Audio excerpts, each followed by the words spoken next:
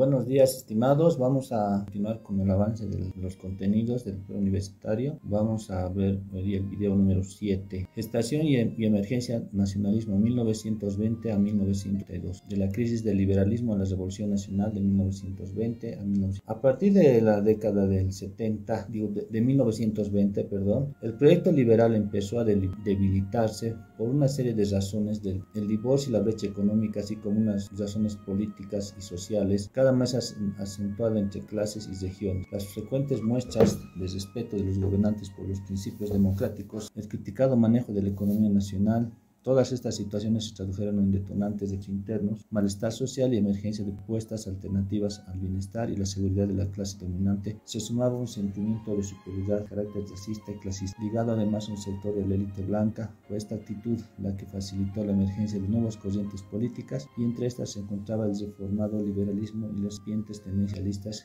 de incluir a sectores sociales relegados y desmarcándose de la clase. La etapa republicana. El Partido Republicano fue producto de la crisis y de la escisión interna del Partido Liberal. Los promotores defendían una alternativa política más democrática como inclusiva, convocando a sectores marginados como artesanos mestizos, los trabajadores de las minas, los vecinos de los pueblos y subalternos del campo, así como de la ciudad, incluyendo a la clase media y un sector del ejército. Para captar adeptos, apelaron a un programa que promovía la concurrencia electoral ampliada de formas sociales favorables a las mayorías y protección a cambio de un apoyo político. Los republicanos aprovecharon el desgaste liberal para atacar al gobierno, que se debilitaba día tras día. Para el 12 de julio de 1920, con un golpeado, derrocaron al presidente entonces liberal José Gutiérrez Guerra, alegando la desconfianza que el fraude y las represiones provocó. El 27 de enero de 1921, Saavedra logró hacerse presidente opcional. En los periodos de 1921 y 1925, su ascensión al poder, considerada como caudillo de los cholos, fue apoteósicamente jada. Comparamos la gestión liberal con la del republicanismo, vemos que la principal diferencia radicaba en que este último buscó incorporar a los sectores populares a la vida política. A pesar de sus defectos, la democracia durante el republicanismo radicaba en el voto popular y el debate parlamentario transmitido prensa. En la economía, en 1921 ingresó la empresa Standard Oil Company, que se convirtió en un nuevo ámbito de poder influyente al punto de entrometerse en la política interna, en un ambiente en que la deuda externa crecía y el gobierno trataba de controlar y aumentar impuestos a la gran minería. En 1925, las conmemoraciones del centenario realizadas en Sucre, la capital, se llevaron a cabo. Era indiferente esto a pesar de la presencia del saber. Las tensiones políticas no tuvieron pausa y la corrida de rumores de presidencial cosechaba la atención de la población. Un acuerdo preliminar entre el presidente Saavedra y el doctor Hernando Siles presentó su candidatura, acompañando por Abdón Saavedra, hermano del presidente, a la presidencia. El binomio fue electo en enero de 1926 y les asumió el mando de la nación el primer año del gobierno. Transcurrido con relativa tranquilidad en el ámbito de la economía, el Banco Nacional pasó a ser Banco Central de Bolivia, se creó la Contraloría General de la República, se establecieron nuevos impuestos. Estas medidas fueron asesoradas por la misión que llegó de Estados Unidos para reordenar el sistema financiero. Por su parte, prosiguió la construcción de caminos, hospitales, escuelas y otro tipo de obras. El presidente Siles tuvo que sortear en diciembre de 1908 la invasión paraguaya al fortín Vanguardia del Chaco. El incidente con la mediación de la Conferencia Internacional de Conciliación. Con el tiempo, la imagen del jefe de Estado se desgastó, se dieron conflictos relacionados al impacto de la gran crisis mundial del 29 y a demandas sociales frente a ella. El resultado fue un nuevo golpe de Estado que destituyó al presidente Siles. En ese entonces llevó al poder una junta de gobierno dirigida por Carlos Blanco Galindo, que se hizo cargo del mando del país con el compromiso de llamar a elecciones. En dichas elecciones, el doctor Daniel Salamanca, acompañado de Ojeda Sano, accedió al poder con el 90% de la votación. Daniel Salamanca, conocido por su ideología anticomunista, gobernó con mano dura y no titubeó en reprimir a cualquier sector popular que se movilizara. La compleja situación económica que atravesaba el país relacionada con la crisis mundial tuvo que llevar a Salamanca a tomar drásticas medidas, entre ellas la suspensión del pago de la deuda externa, el cambio presencial con la minería y el despertar inflacionario, aunque elevó sustancialmente el presupuesto armadas al considerar el asunto pendiente en el Chaco de una importancia vital para identificar en su cerebro fase empezar fuerte de pisar utilizar su célebre frase de pisar fuerte en el Chaco. Los protagonistas. Bolivia era una sociedad heterogénea y étnicamente unada, donde prevalecía profundas desigualdades y dominaciones clases. Para René Mayorga, la clase dominante negaba al indio, raza abyecta y degenerada, y el mestizo solo por ser factor de disolución social. Las élites dominantes pensaban que solo la raza blanca era apta para la democracia. A pesar de ello, hubo una movilidad social de mestizos notables, producto de un esfuerzo creativo y permanente de trabajo e iniciación. Un ejemplo de eso fue Simón Patiño Bautavera Tamayo. Coincidiendo con la gestión del primer gobierno republicano, los precios reales, esencialmente el del estaño, alcanzaron cotizaciones elevadas. Las tres grandes empresas mineras, Simón Patiño, Víctor Aramayo y Mauricio Hochschild, consolidaron sus tres. Patiño, el más poderoso de los tres grandes empresarios, contaba también con importantes emprendimientos en el exterior, llegando a ser uno de los empresarios poderosos del mundo. En torno a ellos circuló un sector: colaboradores, banqueros, abogados, arios, políticos. Entonces conformarían la red popularmente denominativo de la rosca, aprovechando las coyunturas de altancia de la producción de materias primas a nivel mundial. Patiño y en menor grado Carlos Aramayo lograron concretar nuevos y grandes movimientos en el exterior del país, firmando la pragmaticista que los caracterizaba. Este poder les permitió manejar a Simón Patiño los hilos de la política y la economía nacional durante todo el sin siquiera tener la necesidad de que Patiño pueda acceder directamente al puesto de gobierno. Un segundo grupo de poder estaba constituido por la élite terrateniente o hacendada, compuesta con un conjunto diverso en que la propiedad de la tierra variaba en tamaño y producción. Sin embargo, había ciertos parámetros que la identificaban. Tenían tierras extensas y de buena calidad para la producción, obviamente un elevado número de servicio y el control de la propiedad en el poder de los hacendados a nivel local, ya que contaban con la capacidad de digitar el nombramiento de autoridades locales, así como de departamentales. En el oriente, por ejemplo, la tenencia de una o más haciendas o estancias era una condición imprescindible para pertenecer a nivel nacional. Era excesivamente que otros aprovecharon su condición de terratenientes, propiedad, como activo negociable y acceder a que invertían en el comercio, en la minería y de otros sectores económicos. Las mujeres podían acceder a la propiedad de grandes haciendas, las que administraban como parte de un matrimonio. Indican que el rol de los terratenientes fue importante en el desarrollo de la economía rural, que se manejaba de forma paternalista. El proceso de modernización en las primeras décadas del siglo XX marcó la emergencia de nuevos sectores sociales, así como la transformación de otros de antigua data coyuntura, que se produjo el surgimiento del proletariado, compuesto entre otros por ferroviarios, gráficos, mineros y obreros urbanos, influidos todos ellos inicialmente por una ideología anarquista y luego por el marxismo. Se organizaron sindicatos de gráficos, telegrafistas. Por su lado, artesanos impulsaron la creación de federaciones obreras como la Federación Nacional, Federación Obrera Sindical, o la Federación Obrera Femenina, la Federación Obrera de Trabajo, todas ellas creadas antes de la guerra de los obreros. Organizados fueron actores sociales capaces de presionar al gobierno y alcanzar cada vez más objetivos de reivindicación. La organización de los congresos y otros encuentros evidenciaron la organización de diferentes sectores laborales. Entre los congresos podemos mencionar el primer Congreso de Trabajadores 1921, el segundo realizado en 1925, la Conferencia Nacional de Trabajadores 1929, finalmente el cuarto Congreso Nacional de Trabajadores 1929. El movimiento obrero sindical estuvo liderado por mineros, quienes desde el principio del siglo iniciaron huelgas para demandar aumentos salariales. En el centro de la actividad minera se hallaba en el complejo minero de Usía. Uno de los hechos más importantes se dio en 1922, cuando los trabajadores del agua y La Salvador organizaron Federación Obrera Central, eligieron la destitución del gerente de la empresa. En respuesta, el gobierno envió al ejército y ordenó el apresamiento de los dirigentes, provocando la muerte de 9 trabajadores. Y más tarde, como otra de las características de la época, fue el surgimiento de una clase media formada por grupos diferentes, intelectuales, servidores públicos, que asumieron el rol de intermediarios entre la sociedad civil, autoridades y los pueblos. Clase media antes marginada pudo acceder a cargos públicos durante el gobierno de Saavedra, al incluir el programa de gobierno con el objetivo de ganar después de la juventud. Hernán Siles logró adscripción al Partido de la Unión Nacional, mientras que la creación de instituciones que promovían el conocimiento y la cultura facilitaron una integración de este grupo y su adscripción a nuevas corrientes políticas, sobre todo de izquierda. Esta forma de pensar fue plasmada en artículos de prensa y difundían y promovían el debate de las nuevas ideas y la lucha, a pesar de que la expansión del latifundio fue limitada a partir de 1900. Eso no significa que la expansión del latifundio fue limitada. No se mejoraron las condiciones de miles de indígenas. Miles fueron sometidos al sistema colonial y las haciendas ya constituidas. Se mantuvo el sistema de subordinación al patrón sin pago por las tareas realizadas durante 3 o 10 por semana. En las tierras del Tario, además del pongueaje y mitinaje, la situación no cambió con la subida del Partido Republicano al poder. Provocó tensiones en el área rural, como la rebelión de Jesús de Machaca, 1921, el surgimiento del indígena coincidió con el ascenso republicanos al poder. La Guerra del Chaco. La Guerra del Chaco, comprendida entre periodos de 1932 a 1935, fue el acontecimiento que terminó por desnudar las graves falencias de un Estado excluyente. Durante el bélico, la nación encontró a sí misma y tomó su debilidad, diversidad y fragmentación. Ese conflicto que enfrentó a dos naciones suramericanas, Bolivia y Paraguay, se remonta al nacimiento mismo de las ambas repúblicas, la ambigüedad de los límites geográficos heredados coloniales. El conflicto estalló en julio de 1932, prolongó por 3 largos años. El hecho que marcó el inicio de la guerra fue la toma por parte de soldados bolivianos de un fortín militar paraguayo en el sitio conocido como Laguna Chaco. A partir de él se sucedieron posteriormente hechos bélicos. La Guerra del Chaco podemos dividirla en 4 fases. La primera, 1962, se caracteriza por la toma de fortines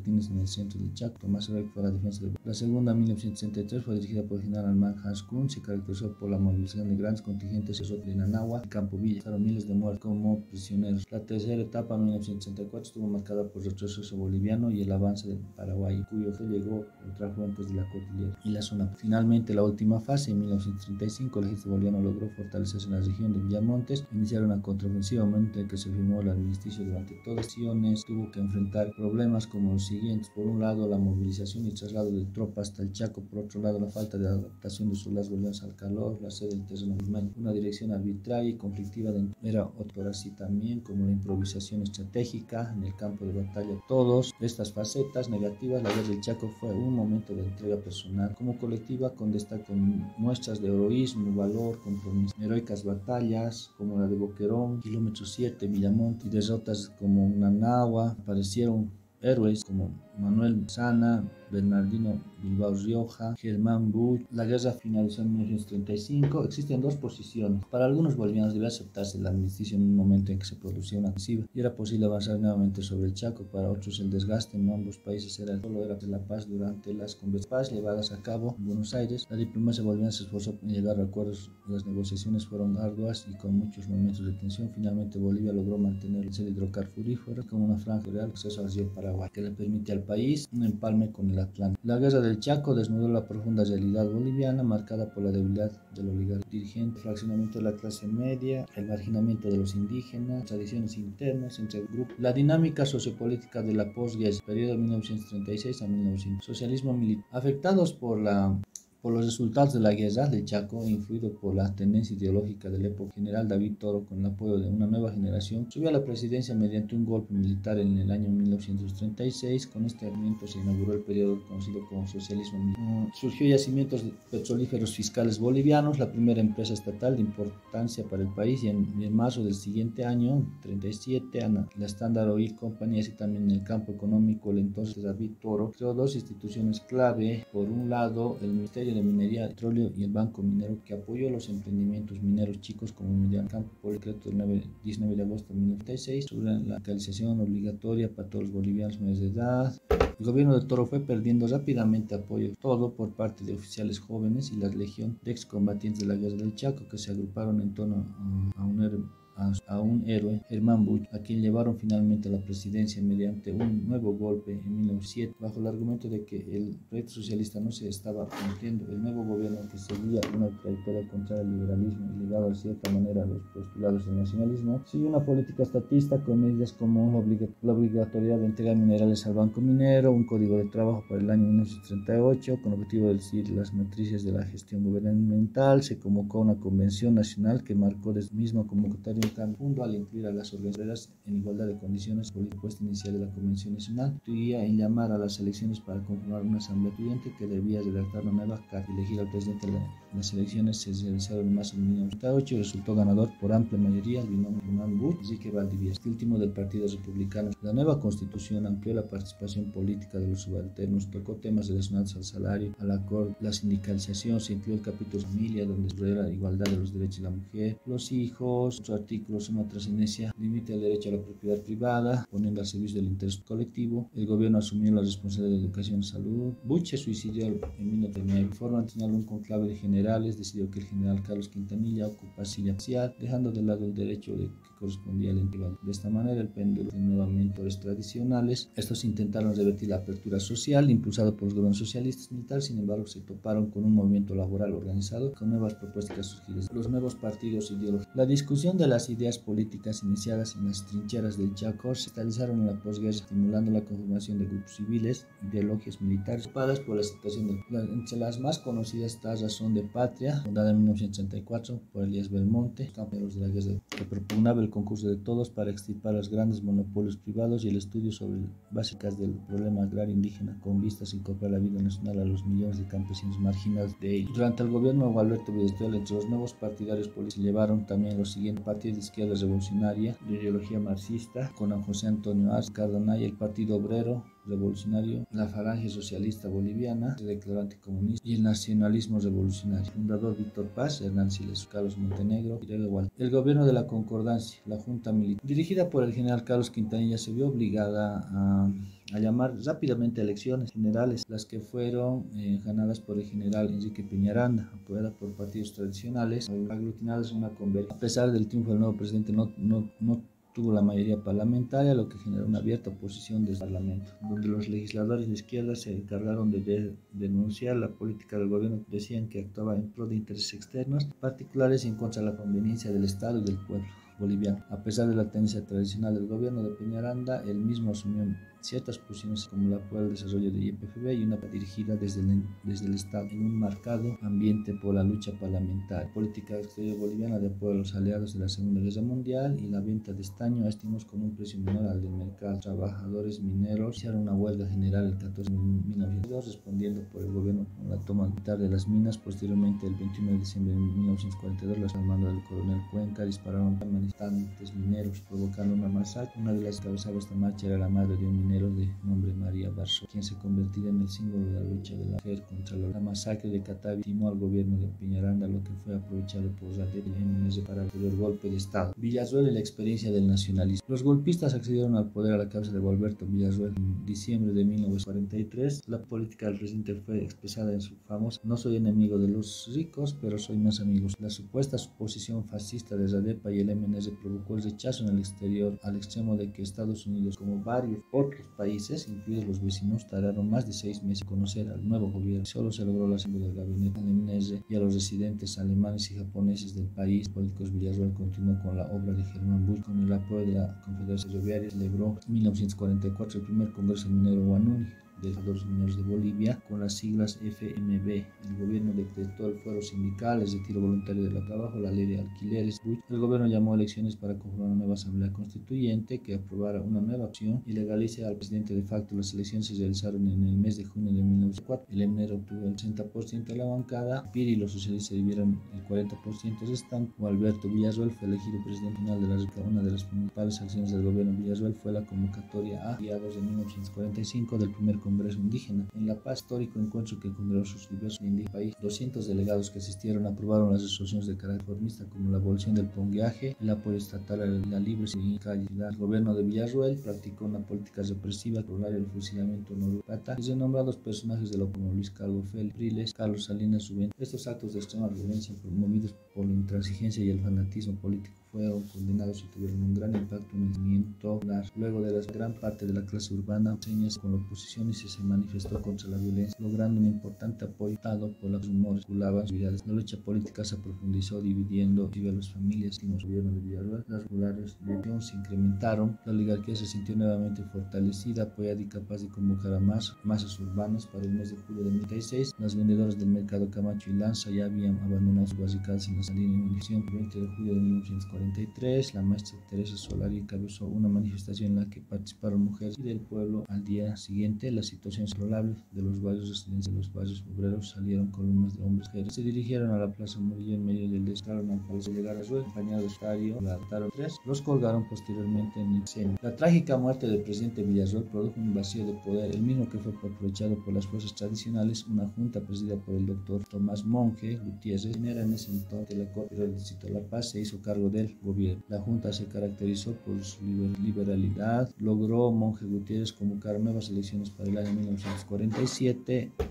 El que se presentó el Partido de la Unión Americana, el Partido Socialista Republicano, a la cabeza de Enrique Mamerto Yrigoyen, y el Frente Liberal de Luis Fernando Guaidó. Con el triunfo de Ford iniciaron los gobiernos del sexenio, prolongaron hasta 1900. A torno de los partidos tradicionales se produjo el populares de obreros, así como de los campesinos. Desde el lado obrero, en el centro minero de Pulacayo, a fines de 1947, salió a la luz uno de los documentos de mayor trascendencia política que tendría en la historia nacional, la denominada tesis de Pulac. Las propuestas más importantes de la tesis eran salario mínimo vital, escala móvil, contratos colectivos, independencia sindical, control obrero en las minas, armas para los trabajadores. Entre otros puntos, la tesis de Pulacayo marcó el momento más alto de las ideas trotskistas en Bolivia, la que posteriormente serían adoptadas por la COP, Central Obrera Boliviana. El lado chino desarrolló una de huelgas, brazos, sublevaciones, exigiendo el fin del pundial, establecido en el Congreso, viendo la expropiación de las haciendas, percibió en ese momento una alianza obrero-campesino, y elementos que, a pesar de que sus principales dirigentes se hallaban en el exilio, mantenían una presencia en los campamentos mineros. Del agro, la situación política se polarizó más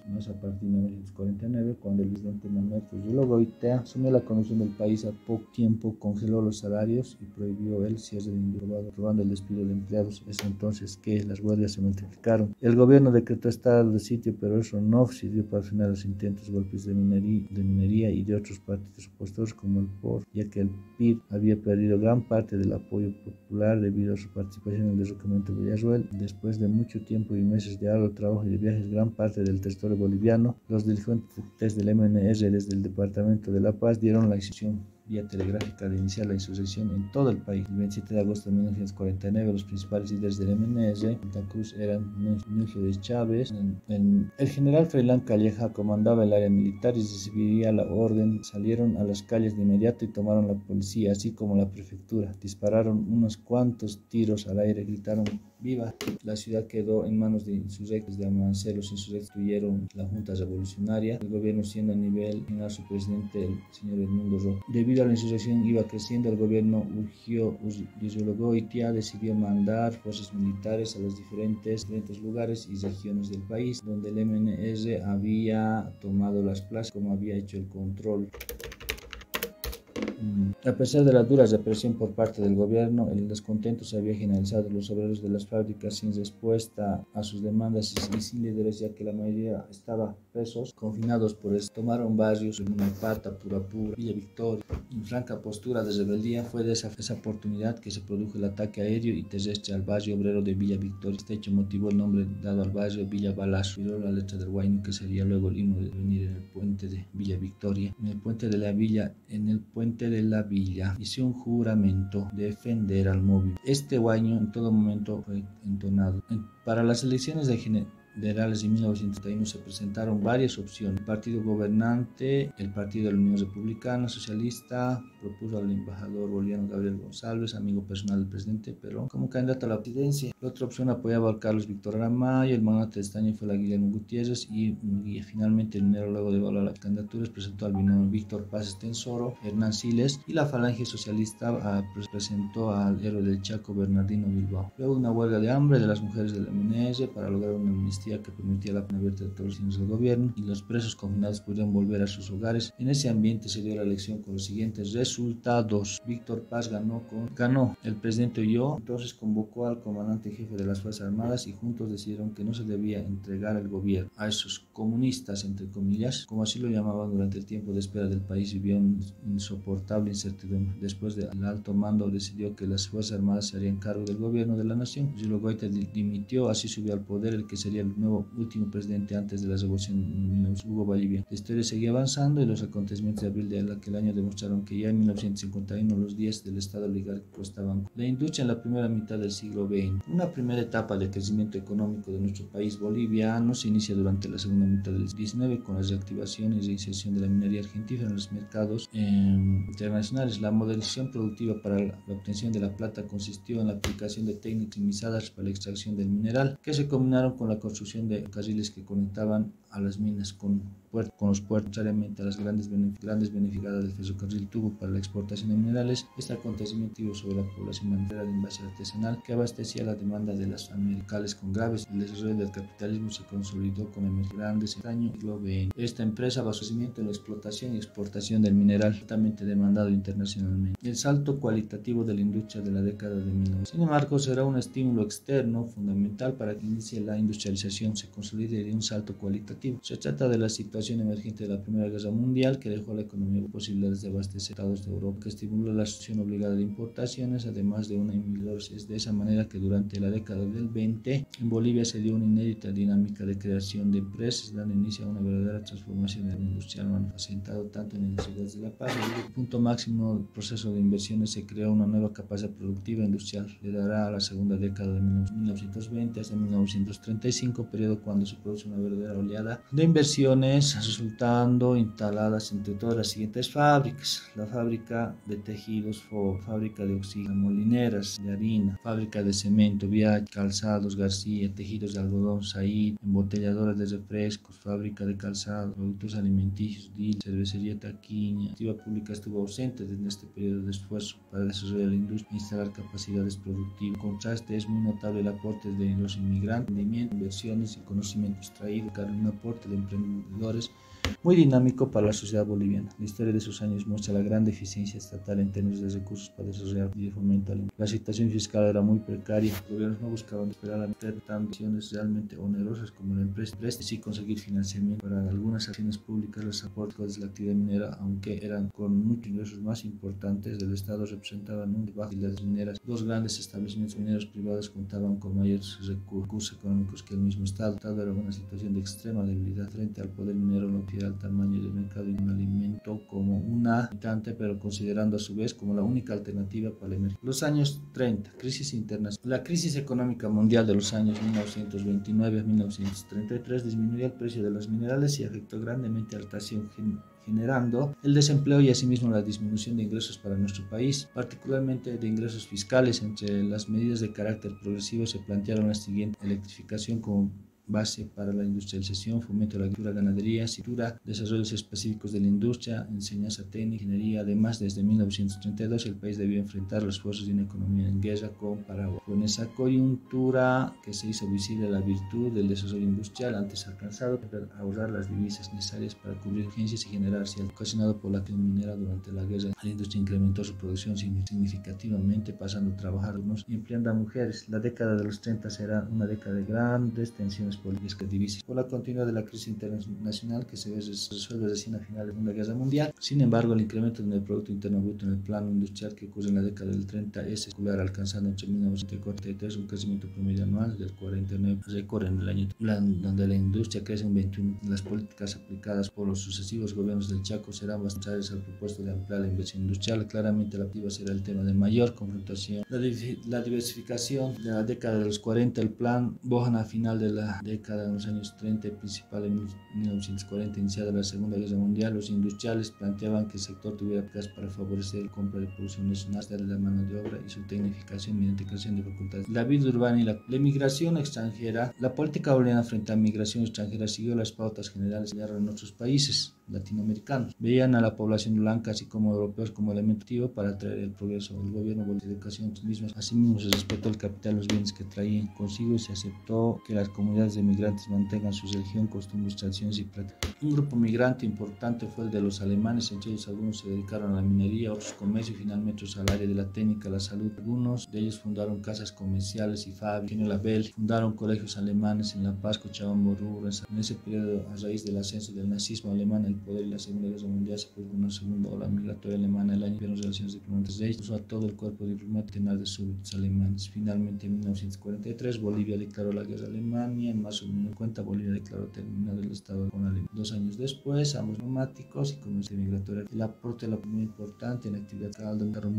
destacaron en las ciencias, en la gestión cultural. Los italianos formaron también rápidamente familias, eran en forma de carácter, crearon industrias alimenticias, hicieron fábricas textiles, hubo un contingente de migrantes españoles. Fundó en 1917 la Cámara Española del Comercio, una segunda generación de migrantes sería en consecuencia de la guerra del 69. Entre las actividades realizadas fue importante la labor religiosa la actividad fue la construcción donde se destacaron los hermanos Gisbert. La inmigración de árabes, libaneses, ha sido estudiada por algunos de sus descendientes. Todos ellos eran conocidos en Bolivia como turcos. Se dedicaron sobre todo al comercio, inicialmente como vendedores ambulantes, luego como tiendas de diversos productos. La vida cotidiana y las mentalidades. En la transición de una sociedad tradicional hacia una moderna, nuestro país experimentó una serie de cambios cualitativos en todos los aspectos sociales como culturales. La modernidad trajo consigo el desarrollo de sistemas educativos, el uso de nuevos medios de comunicación, la implementación de servicios básicos, conceptos de trabajo y el ocio, el impulso a la actividad como el deporte, la recreación, entre otros elementos de la modernidad. Fue el desarrollo de transporte aéreo con servicios públicos. En 1922 se inauguró el Alcantarilla en la ciudad de La Paz. Otro cambio lento en la sociabilidad se manifestó en la situación de la mujer a partir de la década de 1920, una nueva y mágica del rol de la mujer. En la sociedad se buscó profesionalización en algunos ramos como la educación y el secretariado. Se abrieron las puertas de las universidades, creando instituciones a anunciar por sus derechos. Las 3 décadas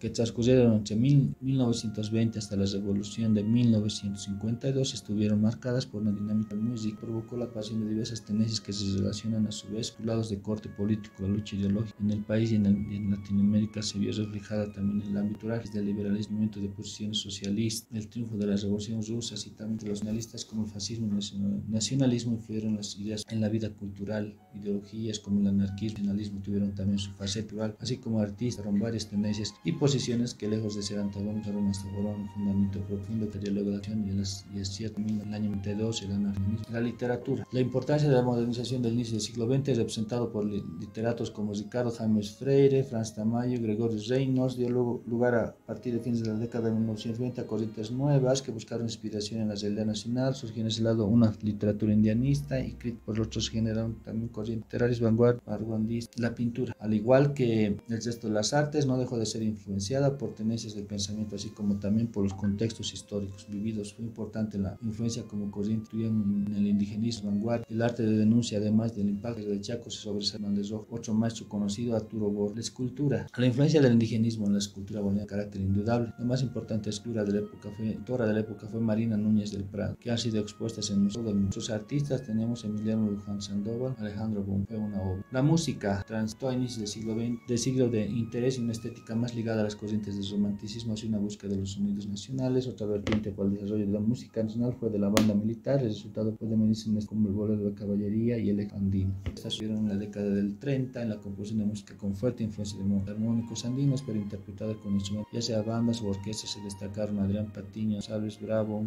El teatro fue otra de las manifestaciones culturales más extendidas en ciudades de Charco, todo desde la época barroca. Una de las figuras más importantes en el teatro popular hoy es Raúl Salmón de la Barra, quien en 1943 en el mundo del teatro no escribiendo obras dramáticas. Raúl Salmón ya falleció. En el cine llegó a Bolivia tan solo 2 años después del día que los nombraron, 2 años, con la presentación de un aparato que era capaz de proyectar imágenes en movimiento. En el Teatro Municipal de La Paz, un empresario anónimo que exhibió la primera película en el país, cuyo título conoce en un admirable aparato eléctrico inestable y organizado a rigor recién en 1900. El italiano Pedro Bar produjo el documental por el corazón aymara en París. La prensa y la radio. Como último punto de este tema, la prensa escrita se en la época como el principal medio de comunicación, así como la opinión. La mayoría de periodistas en los años 1952 eran hombres públicos y representantes de la crema intelectualidad boliviana. Su actividad se desplegaba en el marco de la ley de imprenta sancionada por el partido. A veces también formaban parte de la literatura nacional como Franz Tamayo, Segundo Guzmán. Durante el gobierno de Hernán Siles en la ciudad de La Paz, el periódico El Norte, bajo la dirección de Sana, Vanguardia, dirigida por Manuel, Frontera Arlandoña, Fred Alexander. Augusto Cepeda fundó el matutino La Calle, en La Paz el periódico Última Hora, Parcial de Bamba, Pueblo de la Radio Nacional de Bolivia fue fundada por los hermanos Rodolfo, Gran Utilidad de Chaco. Bueno, estimados, eso es todo por este video. Que tengan buen día. Hasta luego.